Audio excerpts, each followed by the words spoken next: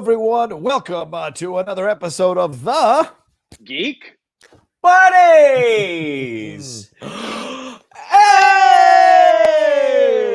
Well, we really appreciate you all downloading this episode on the podcast feed or watching us on the Outlaw Nation channel here. The Geek Buddies having a good time. We've been really enjoying bringing you the WandaVision reviews, really enjoying how many people are watching our stuff. Thanks for all the great love for the Superman and Lois review for episode 1. If some of you are catching up to that, you can go back to a video from last week. We reviewed it, Superman and Lois. So much fun. We're getting into so many entertainment news today as well. But first, let's introduce ourselves. I'm the Outlaw John Rocha, writer, producer, and host here on the Outlaw Nation. Into the middle here. Well, I am Michael Vogel, writer and producer of animated TV shows and movies.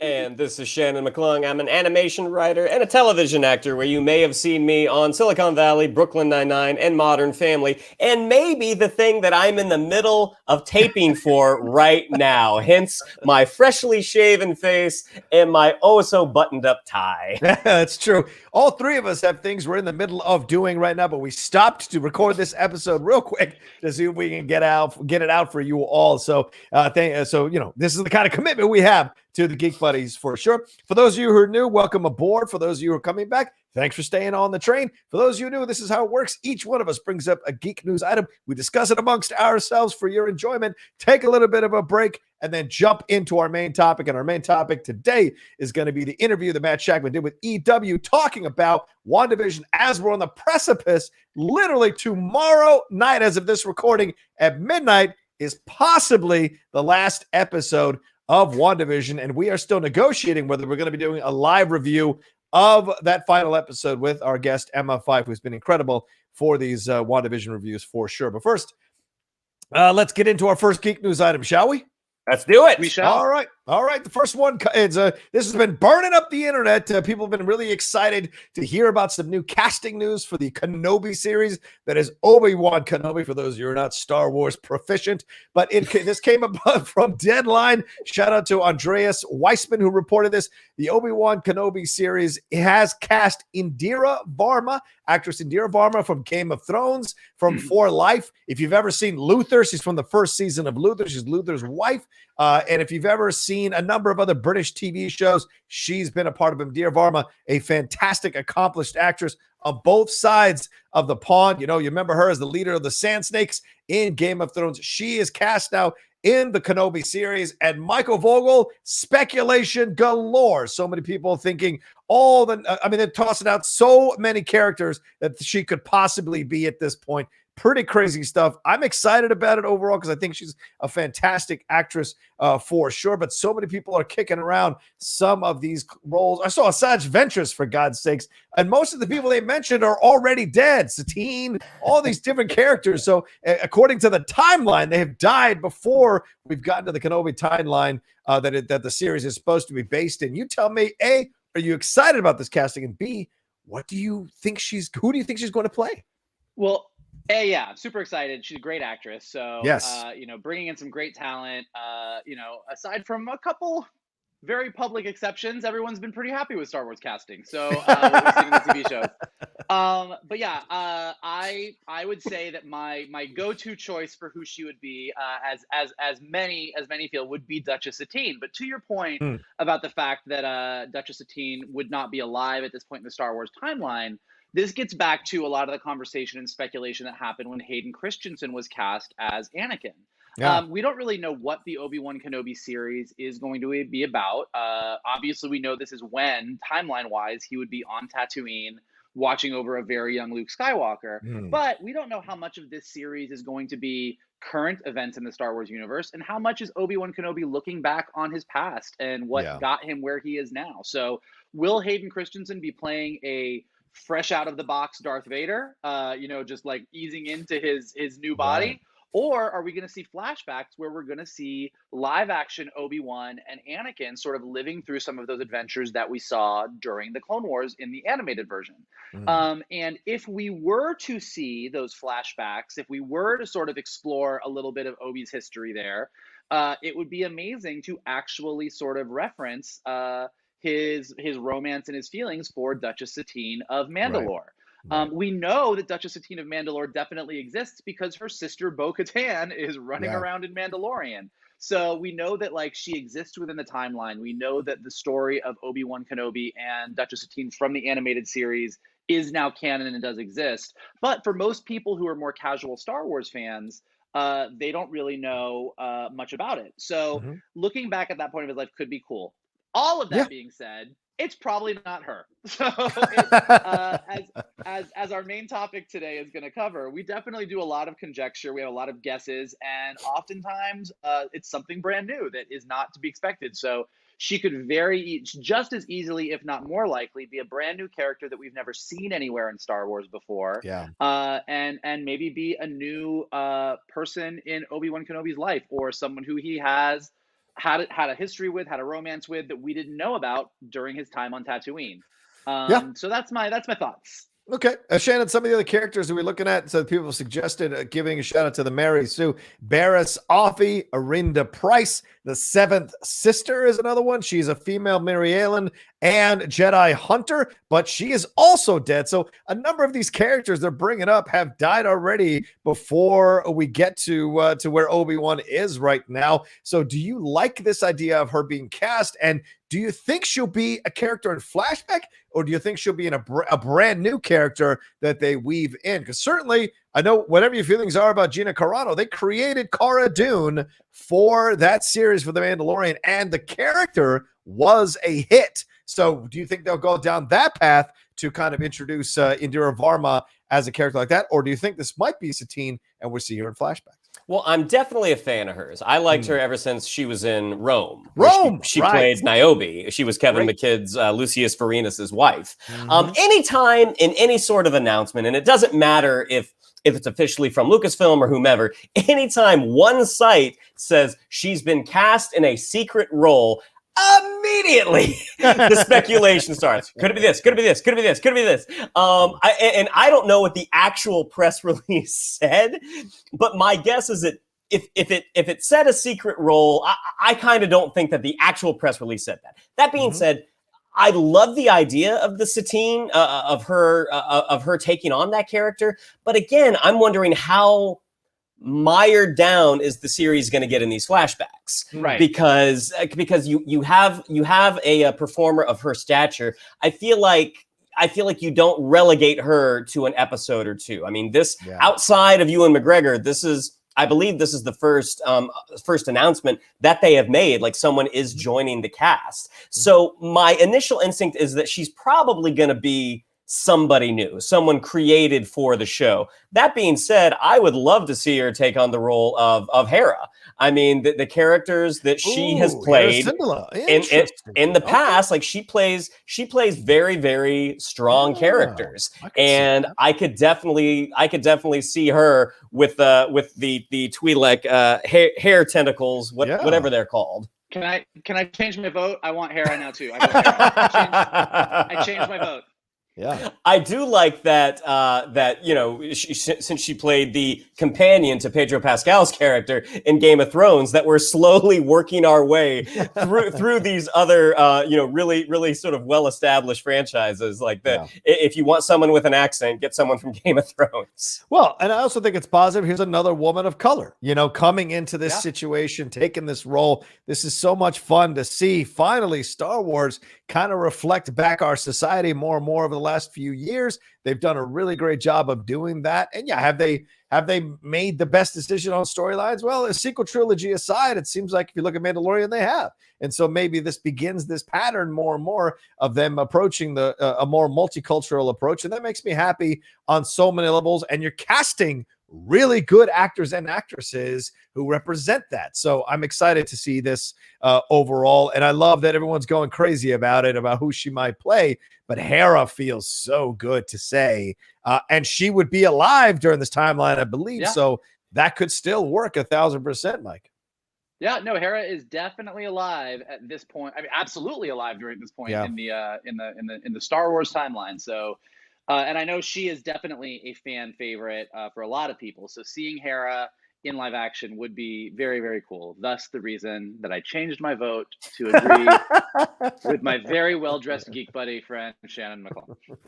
Yeah, Deborah Chow directed 2 episodes of The Mandalorian. She'll be handling the directing duties for Kenobi, and that's exciting to see her kind of take the reins of that as well. And do we remember which she directed? The Sin and the Reckoning. Those are the 2 episodes that she directed. So those are more dark. Those are more of the darker episodes from the first season. For sure, we get Giancarlo Esposito Gideon showing up in The Reckoning, so there's more of a darker tone. So this would seem to lend itself to a darker character, possibly with Indira Varma. We shall see. A darker, like in terms of like I don't know what a multi-purpose character could be playing both sides. You just don't know.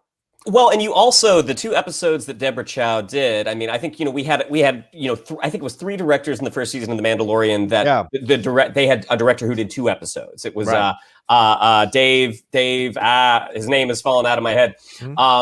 Rick Famuyiwa and Dave, the guy who created Ahsoka. Why are you guys Filoni? Thank you. We didn't know you know him as Dave. We call him Mr. Filoni. Right? Well, the Filoni has left the building. But that being said, I do think Deborah Chow is the only director who knocked both episodes out of the park. Now that's a personal taste. I think 1,000% agreed. Yeah. And I also think that both of her episodes were the action heaviest of the series. So Deborah Chow, at the helm of the entire series, that it gives me a lot of faith in what we're going to see with the Obi-Wan series. Yeah, well, we'll see, and certainly, if you're going to cast an actress like this, you got to give her a role worth the damn. So we can't wait to see what she takes on and brings to that role. And remember, we all love certain actors and actresses because we catch them on certain seasons or certain shows. They don't necessarily get the massive thing. Well, this is a massive show. This could take Indira Varma to the next level, even though she's been consistently killing it at the level she's at. This could go next level and couldn't happen to a more accomplished and talented actress. That's for damn sure. All right, what do we got next? Mike, I think you got the next one. I do. Well, here's the thing about Geek Buddies. If you want some amazing geek news to drop, the best way to do it is to have us record a Geek Buddies episode because it always drops right after we record them. Very true. No different. So, sometimes we don't always get to it, but we felt this was big enough that even though this dropped a week ago, it was so huge that we wanted to at least touch on it. And that is the fact that Nickelodeon is launching Avatar Studios, a brand new division designed to create original content spanning animated series and movies based on the Avatar franchise. And this is huge news for anyone who is an Avatar fan. There was Avatar: The Last Airbender, which ran on Nickelodeon, followed by the follow-up series, The Legend of Korra. It is a universe that is very beloved. It did good on Nickelodeon, but not good enough that it continued on indefinitely. But like many shows, like Young Justice and others, it kind of found a new life and a new audience on streaming. And as soon as Netflix started airing both Avatar and Korra, the fan base grew exponentially just in the past year. So it's been really exciting. And so Nickelodeon has decided to double down on the Avatar universe. The original creators and EPs of both shows, Michael DiMartino and Brian Konietzko, will both run the studio as co-chief creative officers and report into Ramsey Naito, who is president of Nickelodeon Animation. So this is a brand new division that is not just doing a follow-up series to Avatar, but is going to follow in the footsteps of, as we were just talking about, what Lucasfilm and Disney are doing with Star Wars, what Marvel is doing with the MCU, what DC is sort of doing with their DC universe, which is they're expanding the entire universe into a bunch of different stories. And given the unique nature of what Avatar is all about, every generation, there's one person that is the Avatar. Not only can they continue in the story with the characters that we've seen so far, but they can go back and forward to new eras, centuries, and we can always meet the Avatar. So for fans of the show, this is huge news. It's a big, big move for Nickelodeon. It's an interesting move since in the past, they've sort of not always been as fully behind Avatar as the fans would like them to be. And this is definitely them getting behind it. And this is also interesting because the biggest news about Avatar up to this point was that Netflix was doing a live action series based on Avatar: The Last Airbender. And that's still moving forward. It's no longer moving forward with the executive producers and creators of the series. They sort of left, moved on, wasn't quite the right fit, and they're now back at Nickelodeon. So we now have Avatar Studios over here, live action Avatar at Netflix, and it's going to be interesting to see how all this pans out. But the good news is it is a lot of content for fans of this Avatar universe. What do you guys think about this? Shannon? Yeah, you know, I mean, as we've said many times before, we are living in the age of IP. Yeah. And the age of IP has also become the age of streaming. And with Paramount Plus coming out, I imagine that they want to lean on those brands that they have in their stable. Obviously, Star Trek is one, but Nickelodeon, like they really, I guess we don't know where this new content is going to premiere, whether it's going to be on the Nickelodeon channel or it's going to be on Paramount Plus. But just even if it starts on Nickelodeon and goes to Paramount, the fact that they're able to build that library, they want to put themselves in a position where they can try to compete with the Netflixes, with the Disney Pluses. Yeah, that makes total sense. And in terms of the actual series, you know, I think I started watching Legend of Korra, and I believe Vogel was the one who got me on that.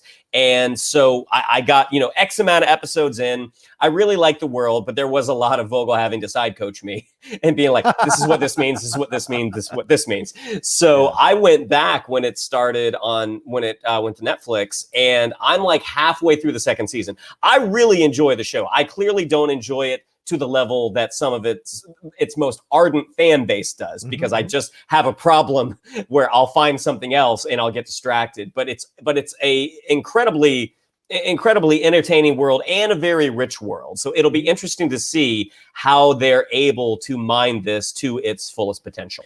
Well, also, look at this situation makes sense to me on so many levels, because DiMartino and Konietzko, remember, they left this Netflix adaptation that is in motion still over creative differences, right? So what's a way to leave? Well, I'm not going to do it the way you guys want me to do it. And this is nothing against Netflix. Sometimes it just doesn't work out. You know, we've all had that situation. It's not the right situation. So what do? They go over here and they work out another deal where they are in charge of this entire universe and unleashing great content connected to this universe. So this, I think, is the smarter move. This immediately eclipses whatever Netflix is going to release connected to Avatar: The Last Airbender, because people will look at this as more pure, more authentic, more connected to the people who actually created it and got people interested in this universe. So to me, this is a brilliant move by Nickelodeon, even more brilliant by the creators of Avatar: The Last Airbender. And this is a rare thing. Michael, you're an executive. You've been in those rooms. You've had these conversations. The idea that the two creators have gone off and started their own, in essence, arm of a production studio underneath Nickelodeon, kind of doing the reverse of what Marvel did, where Disney bought Marvel after Marvel had released Iron Man already, and Hulk. Disney bought them and brought them in. This is something being created out of Nickelodeon, but almost feeling like they're going to be their own studios creating their own stuff. Immediately, the other side of things, on the Netflix side of things, you start to think, well, are people even going to watch what we're doing here? Don't you think? I do. Look, I think that as far as the Netflix series goes, I think you're right. There is probably right now a feeling of it's less authentic or less actual. I think that if the Netflix series is amazing and we can see a live action flying bison and really awesome live action water bending and fire bending, like, I think people will get over that really quick. If it is good, the fans will watch it. And the good news is there's enough out there for all of us to enjoy.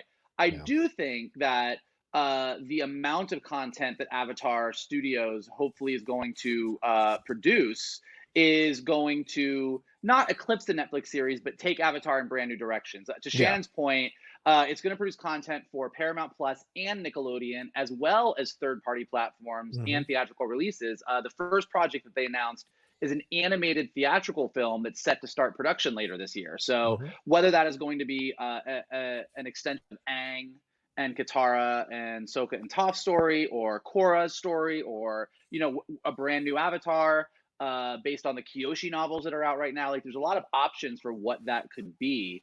And then Brian Robbins, who is head of president of Viacom CBS Kids and Family, said Avatar: The Last Airbender and Korra have grown at least tenfold in popularity since their original runs on Nickelodeon. And Ramsey and I are incredibly excited to have Mike and Brian's genius talent on board to helm a studio devoted to expanding their characters and world into new content and formats for fans everywhere.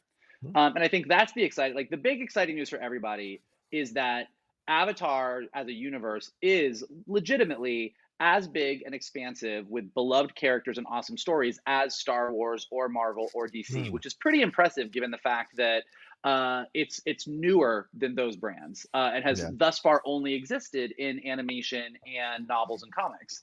But it did have one feature technically. We don't talk about that movie. We pretend What's a twist? It didn't happen.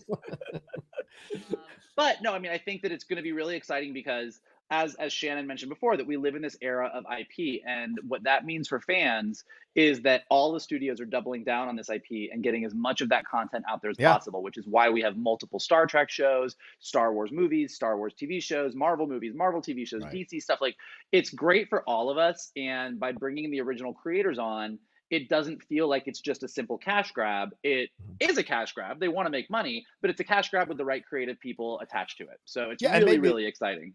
Yeah, maybe this was the right move for them. Like, you know, Nickelodeon, just from the statement they issued, sounds like they said they're creating runways for them to create for those two gentlemen to create what they want to create in this universe. Whereas Netflix probably was possibly a little more restrictive, wanted to be a little more hands-on. And there's nothing wrong with that. If you're putting the money up, you got a right to be that way. And maybe those two felt like that wasn't the right avenue for what they wanted to create. They had more ideas, more of an expansive universe. And Netflix was maybe less willing to open the door and open the coffers a little bit to give them that much leeway and that much of a runway. So, you know, it just worked out this way. And I think this is a positive overall. And you might be right, Mike. Maybe that live action comes out and it kills it and people love it and it's great. And people are focused on the next thing to come from these two guys, animated wise down the road. And that takes some time. You know, animated films, Michael, when people are watching, they all know it takes forever. So it takes like 4 years to do an animated film. So, but one last question, Michael Vogel, will you be looking for a job here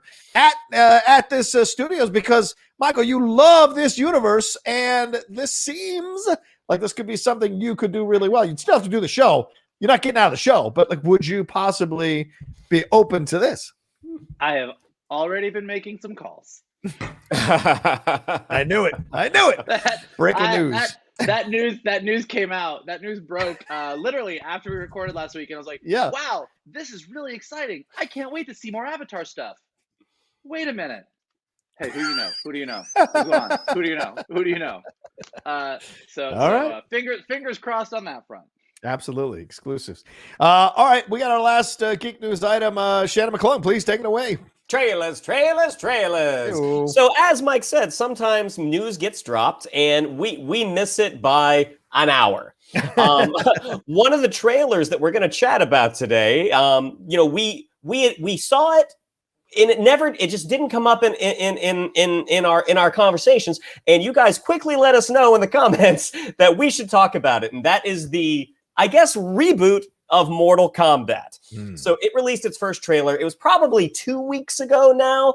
And it is part of the Warner Brothers HBO Max. It's being released simultaneously in the theaters where theaters are open, and it's going to be available on HBO Max for like the first 30 days when it comes out in April. Right. This trailer, okay, so Mortal Kombat, as we all know, this was a video game that debuted in the 90s, I think, and it sort of led the charge for all the parents to get upset about there's too much violence in video games because you had the fatality moves where they're literally ripping people's spines out of their body and waving them around like a trophy. So, and we had the first movie as well that came out, I believe, in 95 or 96. So Mortal Kombat is one of those properties that has been around. I mean, the video games have continued to go. They sort of crossed universes with DC, with the Injustice games. But it just has never found like the right team to bring it to as a feature film. Mm-hmm. And I got to say, this first trailer, as one who I'm familiar with the characters, but I'm not ensconced in the universe, the trailer was awesome. I Yeah. mean, it was so, whenever you have an action movie that starts with a red band trailer, it's like, all right, there's either going to be a lot of swearing or a lot of blood. And it was definitely the latter in this case. Thought the trailer was awesome. Some really cool kills. And it really looks like they have expanded the universe. Now, again, I don't know all of the video games that well. I'm assuming there are comics and novels that go along with it. So maybe that's what they're using this as sort of their source material. But the world looks very, very big. And thus far, the trailer looked awesome. Gentlemen, fire away. Go ahead, Michael. Go ahead. No, listen, I was going to say it's going to be hard to beat that 90s Mortal Kombat. Finish it! I remember seeing that original Mortal Kombat movie in the theaters, and really that whole like dance remix Mortal Kombat song that opened the movie was so good that anything else that happened after that was just icing on the cake to me. I was like, I'm set. But no, it will not be difficult to beat that one. I thought this looked great. Mortal Kombat is funny because I think like all of the fighting games, particularly in video games, more so than like the Zeldas or the Marios or the Tomb Raiders, like it's hard to make the translation because they're basically there to like have cool, crazy people that beat each other up. And so even though the fighting games have a story mode and there is a story that moves it forward, that is not always a story that easily translates to a more traditional narrative.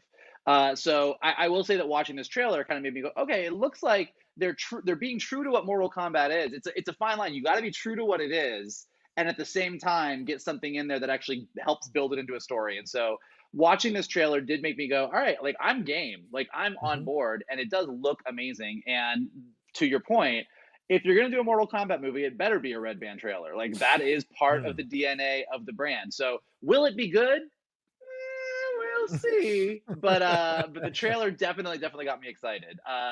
I was like Sub-Zero. I could never play them all really well. Like I can't do all the moves that I would like to do, but I could do the most with Sub-Zero. So he got a lot of play in this trailer, and I was happy about that. Sub-Zero. Mikey, can you turn your volume up just a little bit? I think it got a little bit lower there as we went along here doing the Mortal Kombat. But here's what I'll tell you. I was on set. I got sent by my former outlet to Australia to be on set to see and actually walk amongst the ruins where they're going to be fighting. That was so awesome. It was so extensive what they did. It was just stellar stuff. And I really enjoyed my time there. Got to speak to a couple of the producers, and their approach, what they spoke about over and over and over again, is they revere that movie, but they also understand what they want to create here is something that is kind of like a tent pole, just summer action flick, awesome film that you've seen from other universes, other franchises, kind of launch a whole new universe. There was a more serious approach. There's a more focused approach. They played us some of the score that's going to be coming, and the score was awesome. And then they showed us some of the tactics and some of the moves that you're going to see, and it was incredible. And seeing this trailer, what I saw on the set come to life in this very well done way, this looks fantastic. It looks believable. Even homie with the forearms, you're like, I buy this. In the world you've just shown me, in the film stock you're using, in the cinematography, in the lighting you've set up, this all feels realistic. The fact that it's the birthmark, no, you're part of this generation of warriors, and this is what this is all about. And I don't think I'm giving too much away when they said that this is a tournament that has been happening for a number of generations and years on multiple planets, by the way. So there's so much that they can open up the door to, and then seeing all these great characters from the Mortal Kombat universe. My boy's Raiden, that's my boy. You have to have Sub-Zero. Raiden's my boy. Seeing that electricity in the eyes, all of it was so set. And the fighting doesn't look cheesy. It doesn't look cheesy. And that was the number one thing I was worried about with this trailer, because you can have all the talk you want. Then it comes out and it looks like, oh boy, this should have dropped in January. It does not look that way at all. And I'm so happy about that for sure. Sub-Zero had a dagger made of blood. Of blood. Of frozen blood. Yeah, exactly. I just can't get past thinking about Rocha wandering around on set. Now I want the movie to be like, Raiden, Sub-Zero, Sub-Zero, John Rocha. I just want John Rocha, the outlaw. John Rocha, fight. By the way, Mikey, McCon Brooks has been hitting the weights. Holy Mary, Mother of God. You look massive, dude. Massive. All right, what's our next trailer? I just feel like the shot of John is him at Crafty snapping into a celery stick. Like, what? You want me to fight? Salsino? Oh, no. I pulled my hamstring. I fight with my words. Let me keep my blood, please. So our next trailer is the newest offering from Disney and Pixar, and it is called Luca. Yeah. Something that Vogel, as you can tell, is very excited about. We get a quick, the animation style, really, really neat here. Almost looks like claymation. Almost looks like almost kind of stop motiony. But it is essentially about the friendship between this kid on the Italian Riviera and these two other kids who, when they jump into the water, turn into mer people. As always, with anything with Pixar, the bar is set very high. They don't give you too much, but it looks beautiful. And it's interesting because as much as a fan I was of Soul, this one seems a little more dialed into the kids because you do have kids as the leads. So thus far, I think it looks, without knowing that much about it, looks gorgeous. It'll probably be great. Gentlemen, have at it. I think it looks fantastic. I'll do it real quick because default to the animation expert on our panel here. All I'll say is this. It looks fun. It looks great. I saw a lot of people were upset that they showed the twist ahead of time, but I wasn't bothered by that. The animation is vibrant. The conversations are great. The culture it's bringing you into looks like something I definitely want to spend a lot of time with in the theater. So I'm excited about it. 1,000% on board. Can't wait to see it. Let's have it already. Mike? Yeah, I saw some of the complaints about it, though we revealed the twist. I'm like, look, if Pixar revealed this in the teaser, this is not the twist. You're going to know this from the beginning of the movie. Like, this isn't going to be like the big surprise halfway through. So I think that it's really interesting. To Shannon's point, it's beautiful, it's gorgeous. I think it's great that they can follow up a movie like Soul, which looks so real that you could like reach out and touch the city, with something like Luca that has this really kind of gorgeous, beautiful, more stylized kind of feel to it. And to Shannon's point, that they can have a movie that is very adult and deals with very adult issues like Soul, and then follow it up with something that seems more of like a kid-friendly romp. Pixar being Pixar, even a kid-friendly romp is probably going to punch you in the gut at some point with some emotional wallop that you weren't prepared for. That's true. But yeah, it looks really lovely. I was joking with some friends, and I think I said on Twitter, it definitely looks like The Shape of Water meets Call Me by Your Name. Like, it's giving me a lot of like, hello. And to that point, it's very funny. I don't think that's what it is, but it looks so much like Call Me by Your Name that there were a lot of people on Twitter that were going to be like, I want those two boys to be queer. I want this to be about gamer people. And I'm like, maybe they are gay. Who knows? But yeah, it looks really neat. And I love the idea that, you know, this idea of like these fish people, mer people, whatever they are, wanting to explore this village, and this village clearly hating sea monsters. I mean, it's like, it's that, you know, it's Pixar like takes a very, you know, it's summertime and friendship and like, what are you going to do? And then adds the twist of like, well, and it's sea monsters. And we're going to see how this goes. And, you know, I think that it like all the best Pixar teasers going back all the way to, you know, to Toy Story, to Bug's Life, to whatever, all they give you in that teaser is, here's what the world is. You know, it's a world of talking cars. It's a world where monsters go to work like you and me. And so now we know it's a world where sea monsters want to explore a cute small village and meet new people as much as we do. And that's pretty much all we've got so far. But as much as other movies, like I was just saying about Mortal Kombat, like Mortal Kombat looks awesome. It looks amazing. Yeah. The fights look great. I go in kind of like on my story senses are like maybe you'll be good. We'll see. And Pixar does have that bar set a lot higher, that when you go to see a Pixar movie at that point, you're assuming the story is going to be amazing. And if it's not, it's always like, you're like, oh, that was good. That was like an A-, but it was Pixar. So I was a little bit disappointed. So they definitely have, they have a high bar, but so far it looks like they're hitting it, and I cannot wait to see more. Yeah, and the analogy may be there, Mike. You know, you mentioned the idea of the possibility of gay mer people. This could be that situation. You know, the idea of hiding who you really are, afraid that the villagers will hate you if you show who you really are. I mean, you can make those connections, and maybe this is a subtle kind of commentary on that, which I think would be brilliant. Absolutely brilliant. You know, even the trans conversation works here, right? Because you're changing you're changing sexes or species. You can have that kind of, not that, obviously, I think people understand what I mean. It's that kind of thing. So I'm down with that. Listen, Save we me. haven't had good gay mer people. And by the way, that was because you're like, it's like trans or changing species. Wait, that's not what I meant. I am backing up. I'm not going to say beep. Transition is what I'm saying. Transition is what I'm saying. We're going to put in a graphic of water filling up Rocha's window.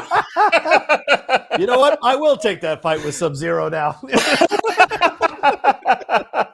And our last trailer, one that I know John is very excited about, is Zack Snyder's first Netflix film, Army of the Dead. So this one's got Dave Bautista. It's got Garrett Dillahunt. It's actually got someone from Mortal Kombat, Hiroyuki Sanada, who plays Scorpion in Mortal Kombat.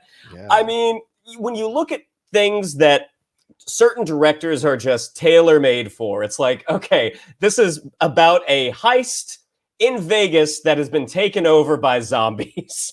Now, there were definitely moments in this trailer, because it's all very Zack Snyder badass in your face, but there are some very potentially funny moments that you have a zombified female Elvis impersonator. I'm pretty sure I saw a Liberace impersonator in there as well.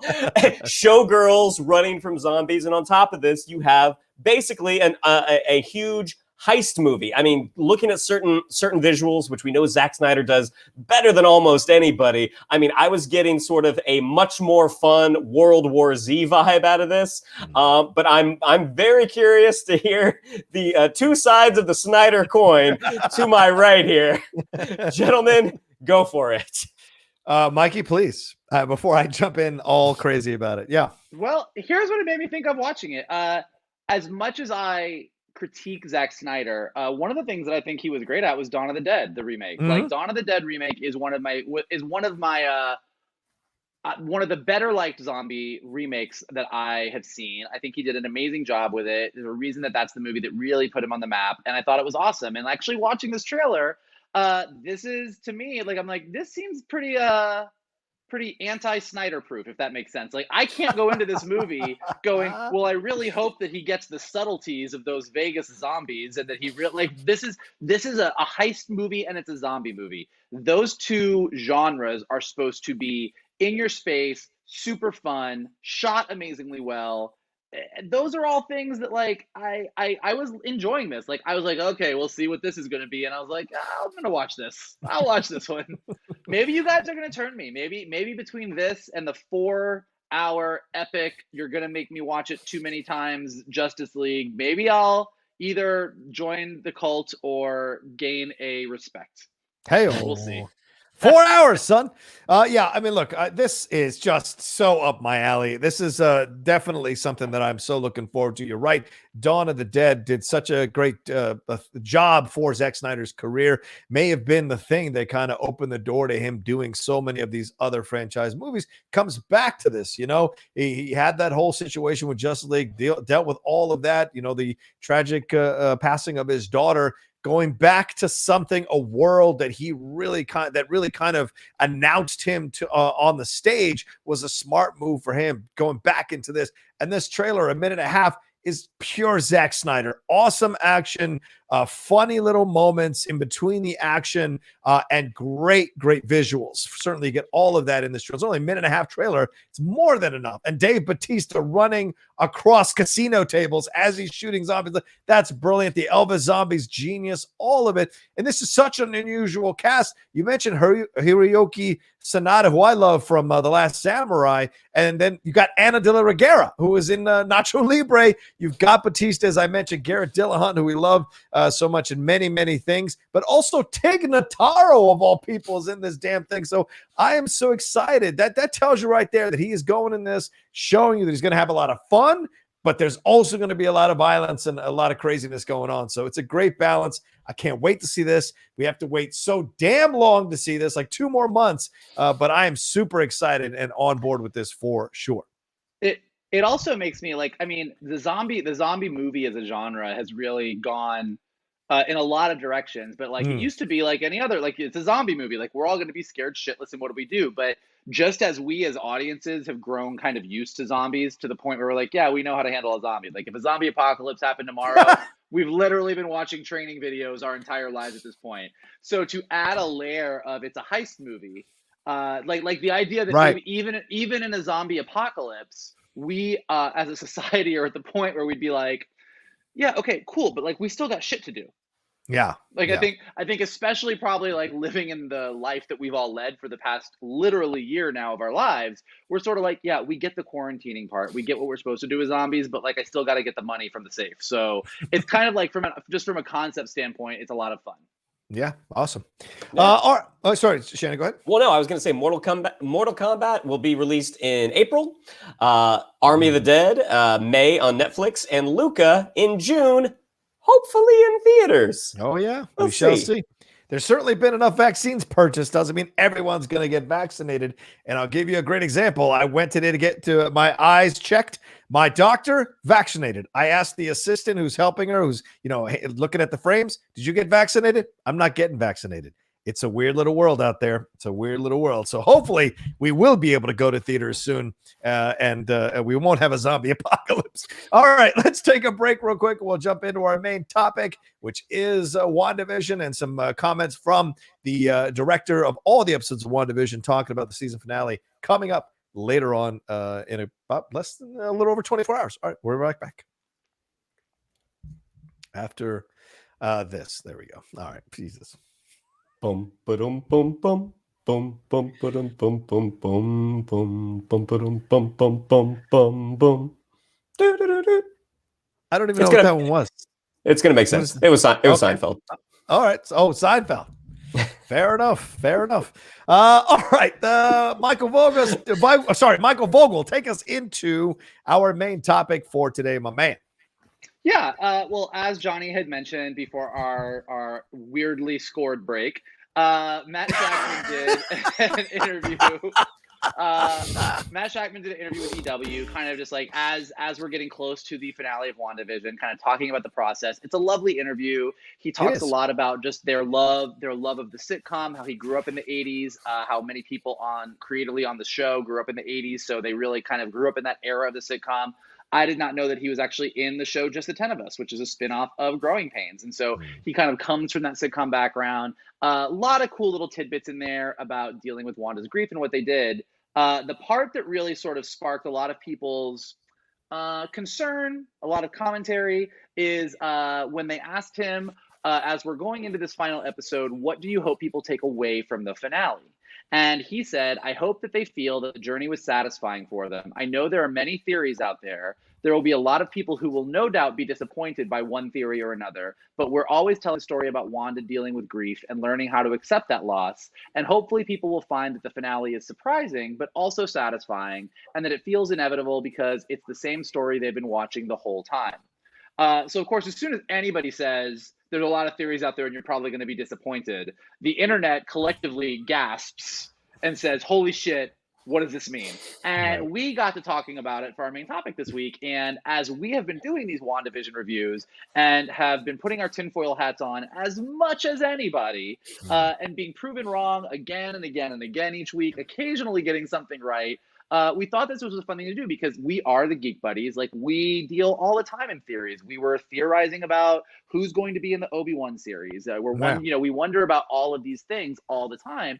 And as we were saying, oftentimes we're wrong. Oftentimes we don't get it. And so as fans, as a fandom, what does that mean? Like, what happens if there is no Mephisto in WandaVision? What happens if the Pietro thing doesn't mean anything? What does these things mean? And how do we as fandoms deal with that disappointment and still be okay with, like, what is the story that the creators were setting out to tell? Mm-hmm.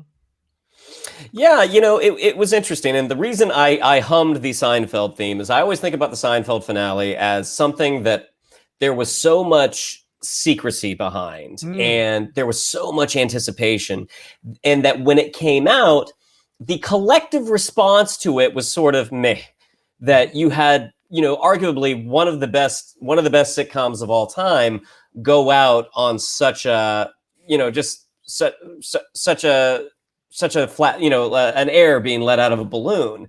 And going back and watching it again, you know, it's impossible to make everybody happy with this stuff. Like, all the creators can do is tell the story that they're going to tell. And you have to have faith in the people, in the creators, also in people like Kevin Feige, that, you know, when they started making this, we had no idea what it was going to be. I mean, and I'm sure certain things they were able to telegraph a little bit and be like, hey, this is gonna get people talking. And I think there's other things that, like, oh my God, we had no idea that Monica's random line about an aerospace engineer was going to generate so much chatter. And again, and we still don't know. Yeah.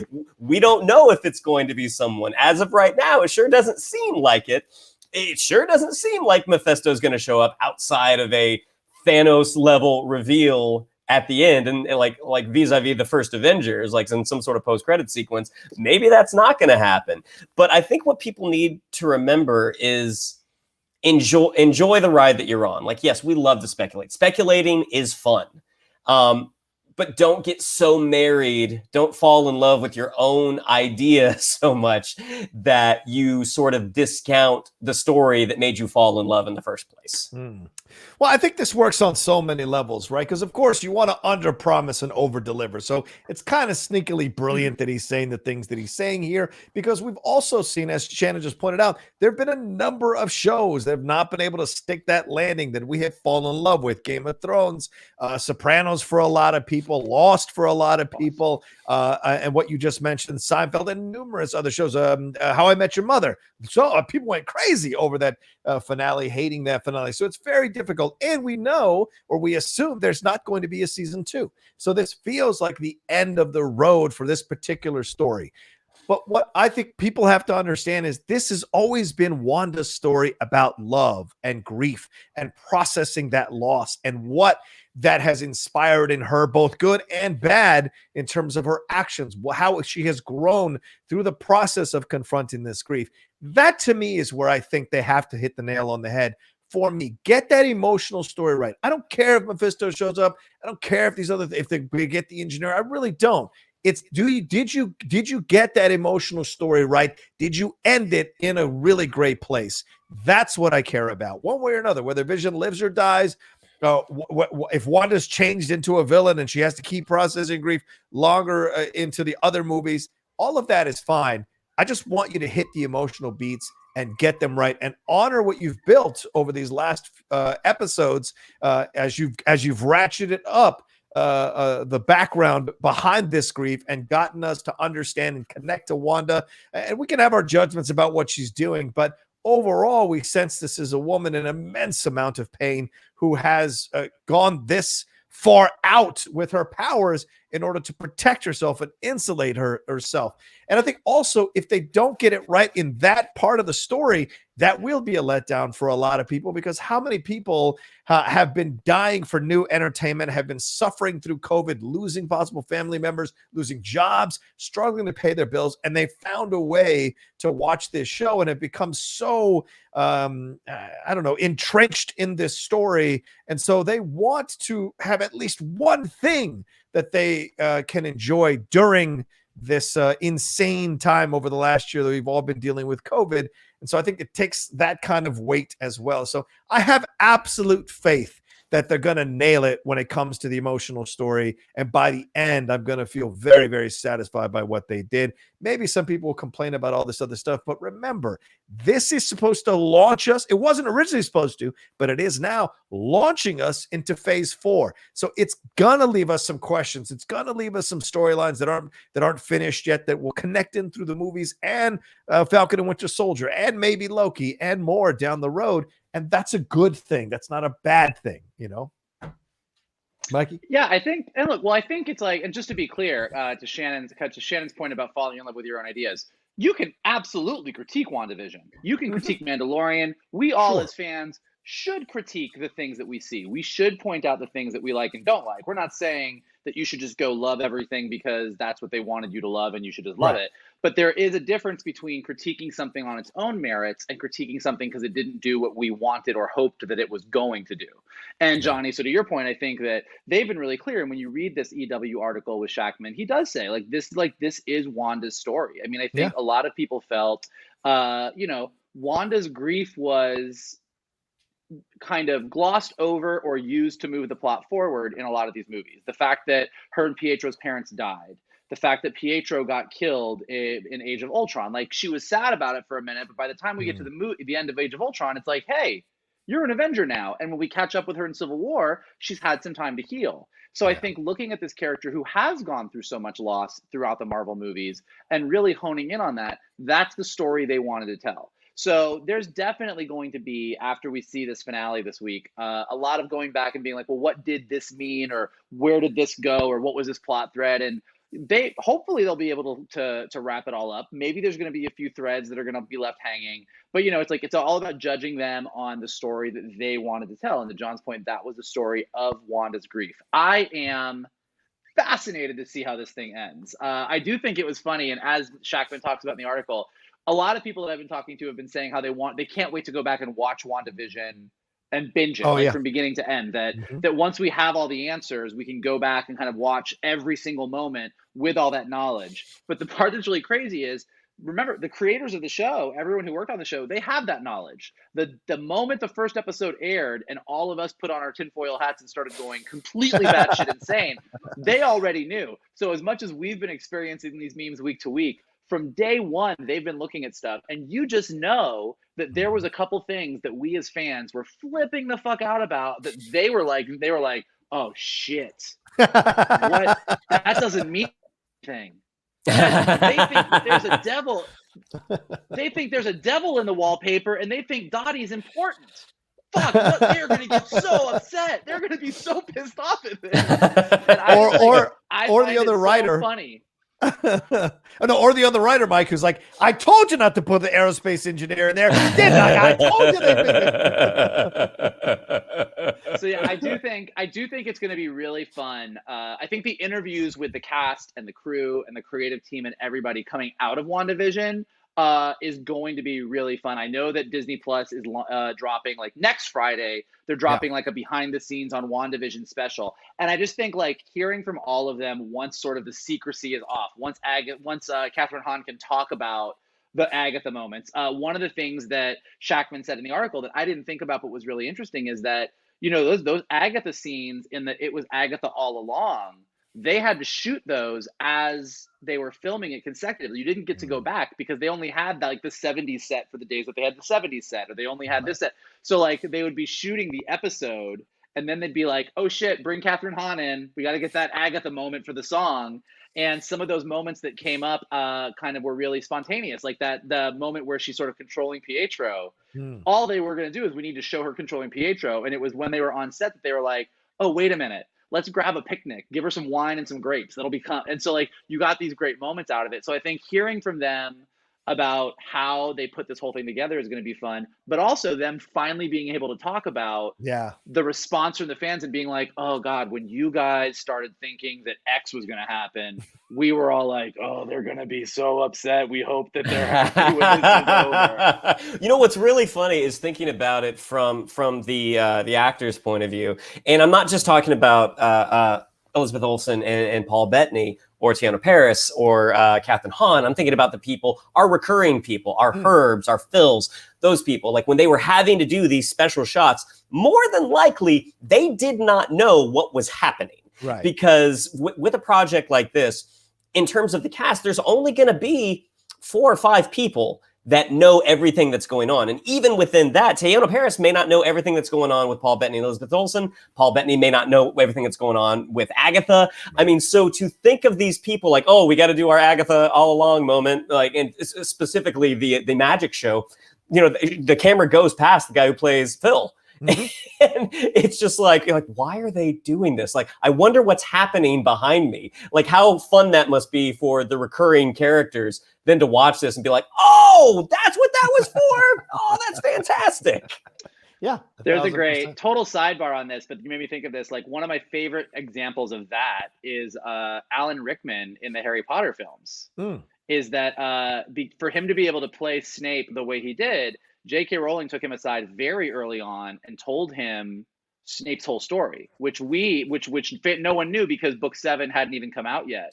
So there was several times throughout the filming of Harry Potter where the director or David Yates or somebody would come in and be like, I want you to do this. And Alan Rickman would be like, no, I can't do that. Right. And he'd be like, why? And he'd be like, I can't tell you why, but I can tell you that Snape would not do that, but nobody else is allowed to know because this is the biggest secret. Like, it was like, so, but you're absolutely right that that oftentimes happens. I mean, that's one of the bigger examples, but yeah, like a lot of people like that's what I think. I think there's fun for everybody. I think that the creative team is sort of waiting for this to be done so they can finally talk about it as much as we are waiting for it to be done so that we can all break down what it means and go back and rewatch the whole fucking thing again. So it's going to be exciting. I will say that like Marvel coming to television and kind of having that weekly Marvel experience definitely was much needed during this pandemic. It's given us something to like really look forward to each week. And it's been fun to see like this level of interconnected storytelling play out. I mean, this is a first, as we say this 1,000 times, but to Johnny was saying about this story ending, yes and no. This specific story of Wanda dealing with her grief in Westview with Vision, with this set television format is ending. But we also know that if not everything is wrapped up in a perfect bow this time Friday, that's okay because she's going into Doctor Strange 2 and her kids may end up wherever they're going to end up and who knows where Vision's going to be. So because the Marvel Universe is continuing on into a phase 4 and hopefully a phase 5, 6, 7, and 97, we'll have plenty of time to catch up with them later. Yeah. All right. 2 questions. Answer them quick. Do we think there's a Phantom 10th episode? Yes or no? I think there's a making of. Okay. So you say no? No. What I say no as well. What is one thing that you think will happen in this finale? What is one prediction you have on? I'm putting you guys on the spot. We didn't talk about this at a time. What is one prediction you have for this finale? I think the 2 visions are going to interact, and that's what Paul Bettany talked about when there was a character that had not been revealed yet. All right. Mike? I'll say that, but then I want to add one more thing because there's like another thing. Sure. I mean, I think we're going to have like the biggest action we've seen so far for sure. Agreed. And based on a couple photos that have released, I think we're going to get like the WandaVision version of The Incredibles. Like we're going to see this family fighting together, and I think like I get goosebumps just thinking about that. The other piece of it though is I really hope we get some kind of answer on why Evan Peters was brought in as Pietro. Like, I hope that we get that sort of figured out. Okay. And I hope I don't think it's going to be the fantastic answer that some people hope, but I do hope we get some kind of answer on the aerospace engineer. Yeah. I think if those 2 things got answered. Yeah. If those 2 things and why the fuck everybody was chanting for the children in episode 2 in a super weird way. If those 3 things get answered, I'll be completely satisfied. Well, people have been speculating about this, so maybe I'm cheating a little bit, but I think Doctor Strange shows up in one critical moment when all magic is flying all over the place inside Westview.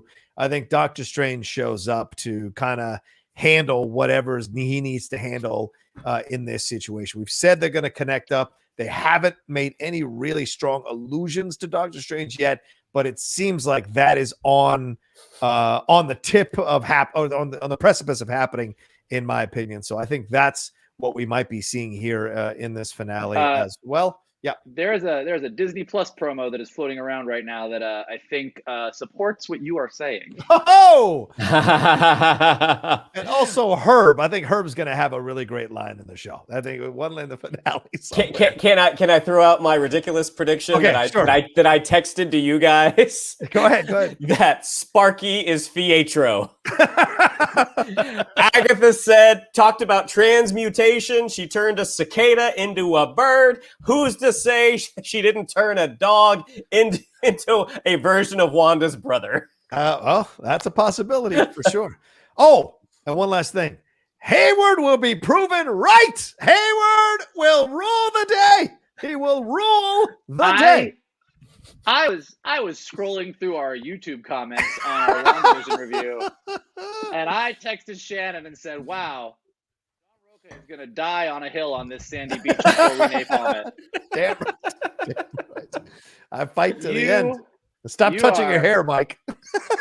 Well, that was also accurate. Oh, that was cracking me up. What a random thing to be I- upset about. I cannot wait. I cannot wait until this is done so that we can further. I did see that you and Mr. Steve Morris over on Cinephiles had a Yes, discussion about we did. artificial intelligence and Yeah. Vision and Data after you got in trouble for basically calling Vision a toaster. I didn't call him a toaster.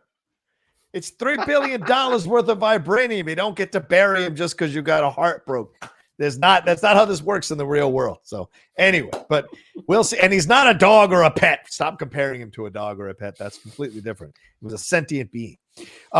Anyway, all right, let's wrap it up there. We got things to run off and do, but we thank you all so much for watching us here on the Geek Buddies show or downloading the Geek Buddies on the podcast platforms. Ladies and gentlemen, we love all the views you give us, but don't forget we are also on the podcast platform as well. So take us along with you. Download, subscribe. Just look for the Geek Buddies wherever you download podcasts. It's its own podcast feed. It is not under the Outlaw Nation podcast feed. It is its own feed. So go and subscribe there if you want to take us along with you to listen to us. You don't have to churn on YouTube every time, but do YouTube, absolutely. So anyway, all right, Shannon, what do we got to tell them? Yeah, if you'd like to follow us on social media, on Twitter, it's at @geek_buddies. On Instagram, at @the_geek_buddies. If you'd like to follow me on social media, on Twitter, it's at Shannon_McClung. On Instagram, at Shannon the Geek Buddy. If you would like to follow Mr. Vogel, it is at MK2. And if you would like to follow Mr. Rocha, it is at The Rocha Says. Mikey?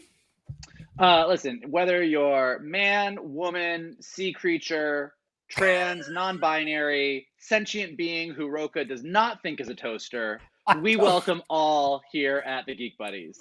And we want to make it as wide-ranging and accepting and welcoming as possible. And we love bringing new people on, and you guys can help us do that. And here's how you can do it. You can hit the like button below. You can subscribe to Johnny's Outlaw page and check out all of the awesome content that the Outlaw has. Leave some comments below because, as we were just saying, we do check them out. I love to see when Rocha gets all steamy on there and starts like fighting back with his crazy opinions. You can listen to the podcast on Spotify, on Apple Podcasts, on Anchor. Definitely leave us some stars, leave us some rankings, leave us some comments there. And then the best thing that you can do is retweet this with the most clever and adorable retweet possible to tell people to check out the Geek Buddies. Absolutely. And don't forget WandaVision review for the season finale. We will let you know within the next few hours, I'm sure, if it's going to be live or if we're going to do a regular recording of it. The Mandalorian live review was really great. We shall see if we can line up our schedules to do that either on a Friday night or Saturday in the morning. So we shall see. All right. Thanks, everybody, for watching this episode of Geek Buddies. We'll talk to you next time and remember, practice your social distancing, wear your mask, and be safe. And we'll talk to you next week on another brand new episode of the Geek Buddies.